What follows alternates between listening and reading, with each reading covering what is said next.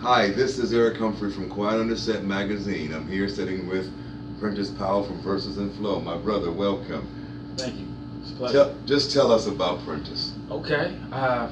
Obviously, my name is Prentice Powell. I'm a spoken word artist from Oakland, California. I've been writing for about 10 years, a little over 10 years, something that just was a little therapeutic for me.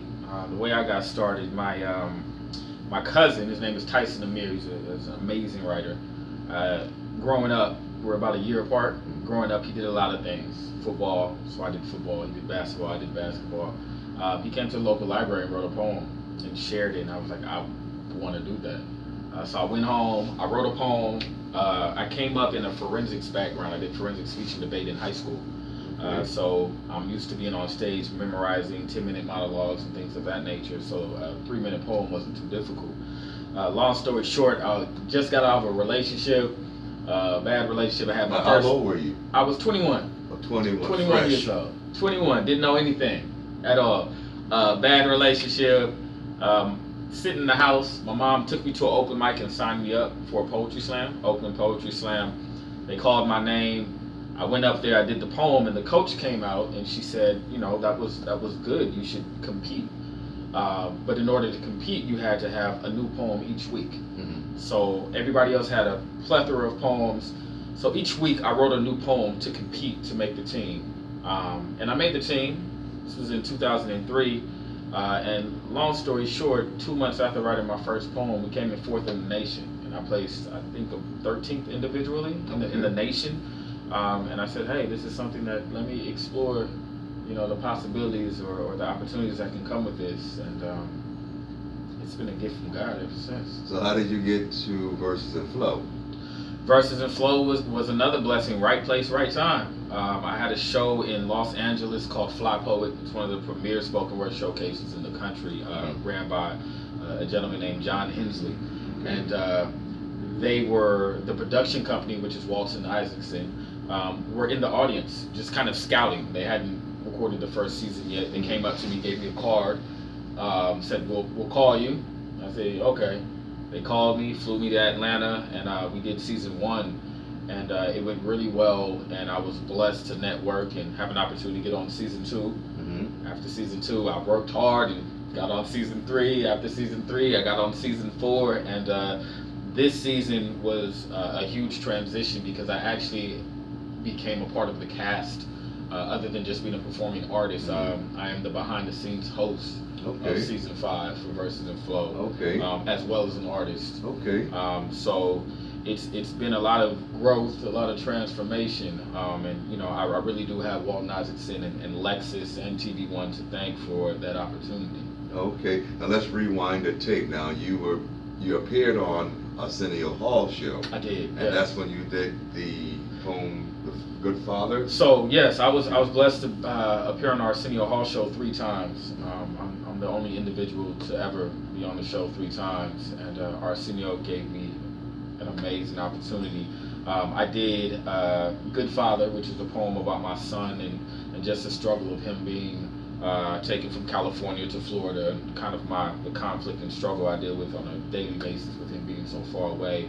I also did a poem called The System on Arsenio Hall. But if it wasn't for Verses and Flow, I wouldn't have been on Arsenio Hall, because Arsenio Hall saw me from Verses and Flow. Oh, okay. So that's how that bridge kind of got connected, and Walton Isaacson just created that bridge for me. And also, I'm part of a poetry collective called Fiveology. We were on tour with Jill Scott a year and a half ago. We're blessed to do a summer tour with her, and we actually performed a poem on Arsenio as well. So it's been great. So, what makes you what's your creative process? My creative process is I don't try too much. It comes to me. I sit still. I honestly sit still. I know a lot of writers, a lot of artists have certain things they do, places they go. I think living in the Bay Area, being from Oakland, being a black man in this country, being a father, being a husband, working in education. I still do have a career I have a day job. You know, poetry doesn't come with benefits. So what do you do during the day? So I'm a family specialist for a nonprofit in the Bay Area. I work with disadvantaged teens in foster care and juvenile system. I was previously working with children with autism and severe behavioral disorders. Transitioned more towards something that was a lot more familiar. And so essentially I have kids who can be addicted to meth, to kids with learning disabilities. I could be in a school working with a kid, and 2 hours later I'm looking for a child who has left his group home or her group home and is strung out, and I'm trying to convince them to come back. So we really do direct service with youth in Santa Clara County. That gives you a lot of material too. It does. You know what? It would if I used it. If you used it, if but I you chose used it. not to, or you? No, I keep it separate. Keep it separate. And why is that? I think it's important to.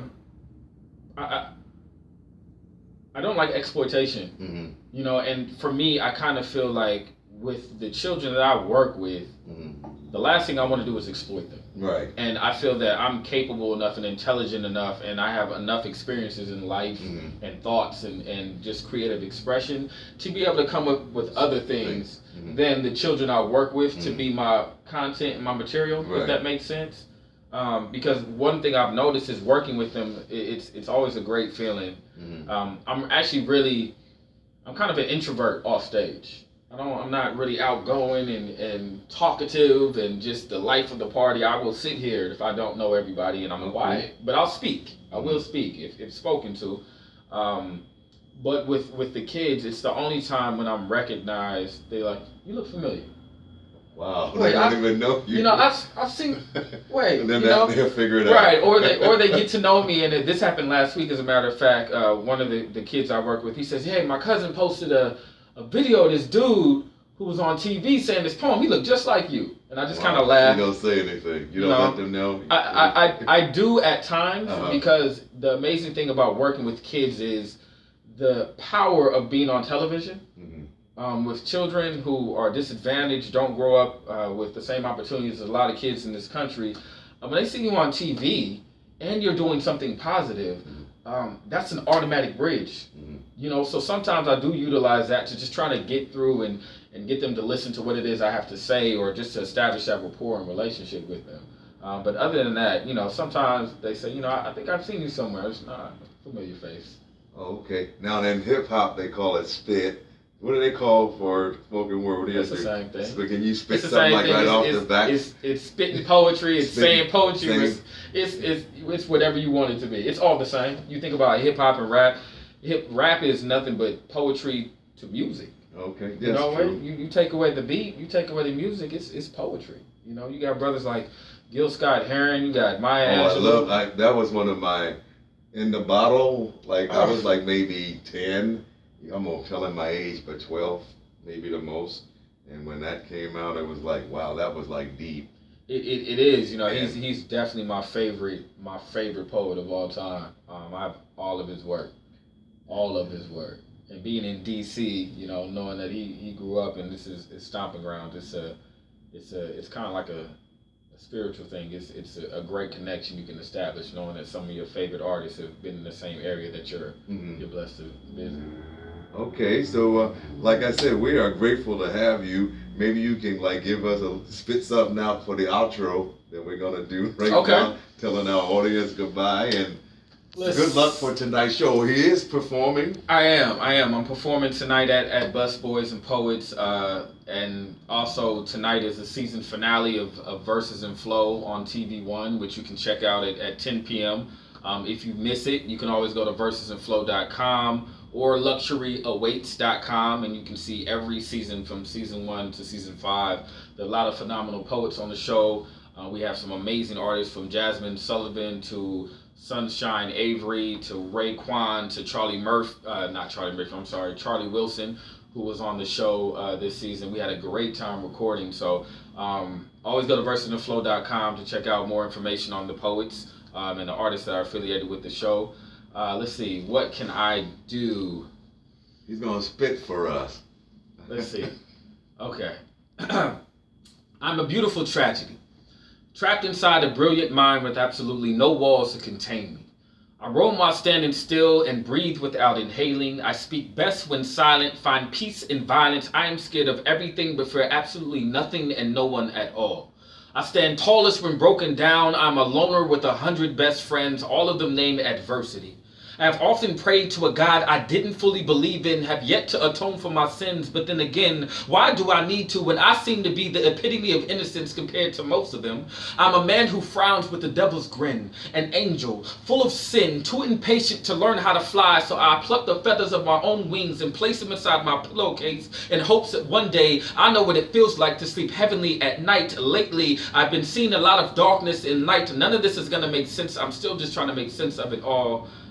That poem's called Life's Contradictions. It's part of it, and so there's a lot of contradictory things that I state. It may not make sense to anybody out there, but it's okay because I write for me, and it makes sense to me, which is the beauty of being an artist. But I thank you guys for the opportunity of being able to do this interview. I appreciate it. And that's it. That's a wrap. That's Quiet on the Set. Good night.